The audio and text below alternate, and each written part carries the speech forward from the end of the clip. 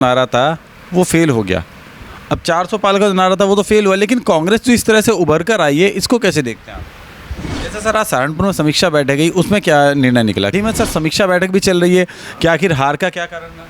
वहाँ पे आपकी जो विधानसभा आती है वहाँ से भी कहीं ना कहीं हार का सामना हुआ आखिर। क्योंकि अगर बात करें तो ये भी सुना जा रहा है कि यूपी के अंदर से अब योगी जी को हटा करके कोई और मुख्यमंत्री रखना चाहिए। विपक्ष तो ये कहता है राम के नाम पर तो वोट मांग लिया, अब काशी और मथुरा के नाम पर वोट मांगेगी भाजपा। 2022 की विधानसभा चुनाव हुए, उसके बाद 2024 के लोकसभा चुनाव हुए। चुनाव होने के बाद तमाम जितने जनप्रतिनिधि थे उन्होंने अपनी मेहनत करी और भाजपा का तीसरी बार फिर से हैट्रिक लगाने में कामयाब हुए। इसी बातचीत को लेकर हमारे साथ इस वक्त मौजूद हैं गंगोह से विधायक किरत सिंह जी। इनसे बातचीत करेंगे कि आखिर इनका जो कार्यकाल रहा, किस तरह से इन्होंने विधानसभा में जीत पाई थी, लेकिन लोकसभा के चुनाव में इनका क्या योगदान रहा। सर बहुत बहुत स्वागत है आपका न्यूज़। देखो, सबसे पहले तो आपका मेरे से बात करने के लिए जो आपने समय दिया उसके लिए मैं धन्यवाद करता हूँ। और आपने कहा कि 2022 के चुनाव में और 2024 के चुनाव में जो भारतीय जनता पार्टी ने परचम लहराया, तीसरी बार आदरणीय मोदी जी के नेतृत्व में सरकार बनाई, उसमें मेरा या किसी व्यक्ति विशेष का कोई वो नहीं है। इसमें सब भारतीय जनता पार्टी के समर्पित कार्यकर्ताओं की मेहनत का ही परिणाम है। और जो आप दोबारा मेरे से पूछना चाहोगे, मैं आपकी बात का पहले ही जवाब दूं, वो अच्छा नहीं रहेगा कि आप मुझे पूछो, मैं खुद बता रहा हूँ। जहाँ कहीं कोई भी कमियाँ रही हैं उन कमियों को हम दूर करने का काम करेंगे। हमारे हर कार्यकर्ता ने, हर भाई ने, हर साथी ने पूरी मेहनत से, पूरी लगन से भारतीय जनता पार्टी के लिए समर्पण भाव से काम किया है। और जो कमियाँ उनको दूर करके आगे से हम फिर दोबारा बड़ी मेहनत के साथ लोगों की सेवा करने का काम करेंगे और पार्टी को मजबूत करने का काम करेंगे। चुनाव तो संपन्न हुए, लेकिन अब ये बताइए आपका कार्यकाल क्या चल रहा है? क्या आप रिलैक्स कर रहे हैं? किस तरह से माइंड फ्रेश करें, क्योंकि आपने बहुत मेहनत की होगी चुनाव में। हम सब तो बहुत सामान्य भारतीय जनता पार्टी की सिपाही हैं। हम परमानेंट रिलैक्स रहते हैं और परमानेंट हमें मेहनत करने की आदत है। हम तो जब बचपन से भारतीय जनता पार्टी स्वयंसेवक के रूप में काम करते थे, हम सब कार्यकर्ता, तो अब तक चुनाव में काम किया। अब दोबारा सब लोग बातचीत करके देख रहे हैं कि हमें क्या क्या सुधार करने हैं, क्या क्या मेहनत करनी है, उसके लिए बातचीत करते हैं। रिलैक्स ही हैं हम सब लोग। देखा जाए तो सर आप काफ़ी हंसमुख मिजाज हैं, काफ़ी खुश मिजाज हैं, तो आखिर अब की बार कहीं घूमने वगैरह का जो प्लान बनता है, जैसे दिनचर्या क्या रहती है? सुबह उठते हैं, सुबह ही घूमने जाते हैं, योग करते हैं, उसके बाद नहा धो कर पूजा करके जो अपने मित्र, अपने साथी क्षेत्र के लोग आते हैं उनकी सेवा करते हैं, उनका जो काम है उसको पूरा करते हैं। उसके बाद क्षेत्र में घूमते हैं। बहुत बड़ा फील्ड है, बहुत बड़ा क्षेत्र है, वही हमारे लिए घूमने का वही स्थान है, उससे बड़ा कोई स्थान ही नहीं है। तो क्षेत्र में घूमने में ही बहुत आनंद प्राप्त होता है। अपने मित्रों में, अपने साथियों में जा करके दुख सुख की बातें जो होती हैं उनमें चर्चा करके, किसी के साथ चाय पी के, कभी कभी शर्मा जी जैसे मित्र मिल जाएं, इनके साथ बैठ के अपना बातचीत करके ही पार्टी के लिए आगे बढ़ाने का काम करते हैं। सर जैसे आप अपने क्षेत्र में जाते हैं तो जो आपके प्रतिद्वंदी थे वो भी मिल जाते हैं, उनसे कोई बातचीत होती है? ये राजनीतिक फील्ड है, प्रतिद्वंदिता होना अलग बात है। अगर कहीं कोई मिलेगा तो व्यवहारिक बात है कि बातचीत करने में उनसे बात क्या बुराई है। बहुत से लोग ऐसे हैं जो हमारे प्रतिद्वंदी इस बार हमारी पार्टी में शामिल हो गए, तो ये तो अलग विषय है। मिलना, बात करना, ये तो सामाजिक व्यवस्था है। अच्छा सर, जिस तरह से अब की बार लोकसभा चुनाव थे, वहाँ पे आपकी जो विधानसभा आती है वहाँ से भी कहीं ना कहीं हार का सामना हुआ। आखिर परिस्थितियाँ थी, कुछ हमारी कमियां रही होंगी, कुछ विषय ऐसे रहे होंगे, उन पर ध्यान दे रहे हैं, हम उसको दूर करेंगे और दोबारा हम सभी जितने भी चुनाव होंगे सब चुनाव हम जीतेंगे, सभी चुनाव जीतेंगे। अच्छा सर, कार्यकर्ता जो इतने मेहनत करते हैं, आखिर उसका मूल मंत्र क्या है कि कार्यकर्ता भाजपा में लगा रहता है? 22 के चुनाव हो, 24 के चुनाव संपन्न हो, 27 की तैयारी चल रही है। भारतीय जनता पार्टी का कार्यकर्ता बड़ा समर्पित और मेहनती कार्यकर्ता है और समर्पण भाव से देश हित में देश प्रेमी कार्यकर्ता उसके लिए काम करता है। कार्यकर्ता लगातार जिस तरह से भारतीय जनता पार्टी के साथ जुड़ा रहता है, लेकिन हाल ही में अभी जो चुनाव हुए तो JP नड्डा जी राष्ट्रीय अध्यक्ष हैं, उन्होंने कहा कि हमें RSS की आवश्यकता भी नहीं है। अब ये जानकारी मुझे तो कभी मिली नहीं, आपने मुझे बताया, मुझे इस चीज़ की जानकारी नहीं है। ना मैं आदरणीय JP नड्डा जी के प्रति कुछ कह सकता हूँ, मैं तो एक छोटा सा कार्यकर्ता हूँ। जो आपने कहा मुझे इसकी जानकारी नहीं है। भारतीय जनता पार्टी का कार्यकर्ता तो देश प्रेमी है, राष्ट्रभक्ति उसके अंदर कूट कूट के भरी हुई है और भारतीय जनता पार्टी के लिए काम करता है।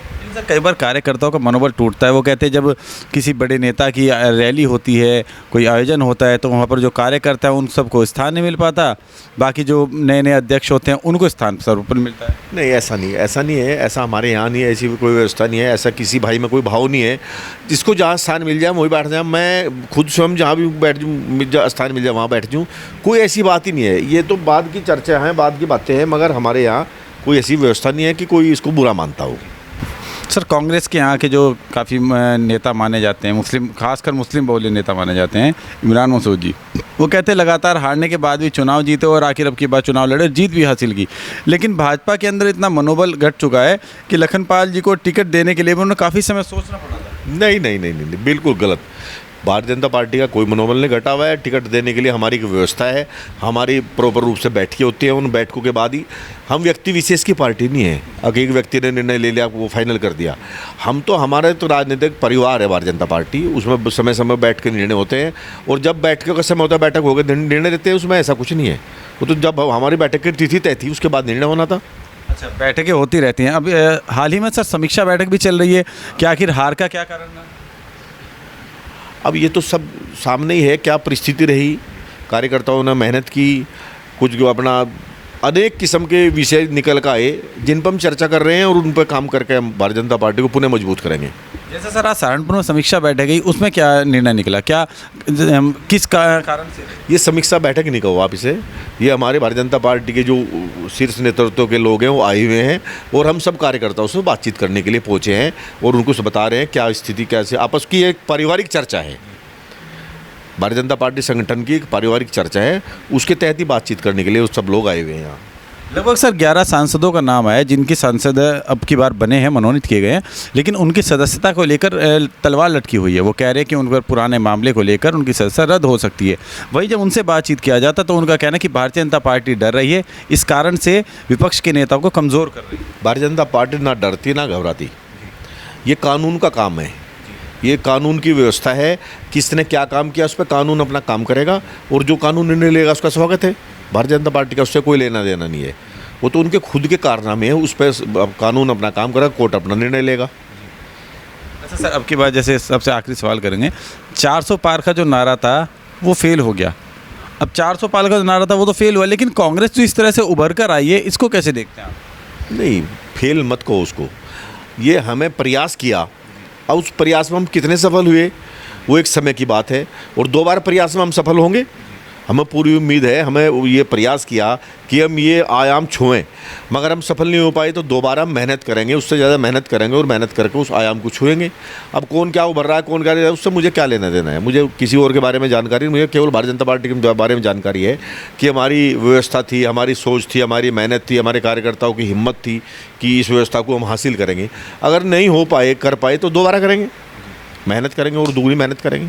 मेहनत करेंगे या राम के नाम पर, क्योंकि पिछली अब की बार तो राम का नाम भी पूरा हो चुका, राम मंदिर तो बन चुका। हम राम के भक्त हैं, राम के सब व्यवस्था है, देश राम का है, दुनिया सारी राम की है।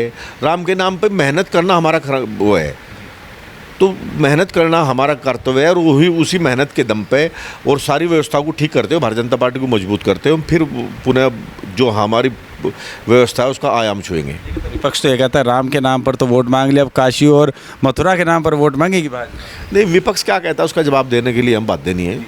हमारी तो व्यवस्था है कि हम मेहनत करके अपनी पार्टी को मजबूत करेंगे। सूत्रों की अगर बात करें तो ये भी सुना जा रहा है कि यूपी के अंदर से अब योगी जी को हटा करके कोई और मुख्यमंत्री रखना चाहिए।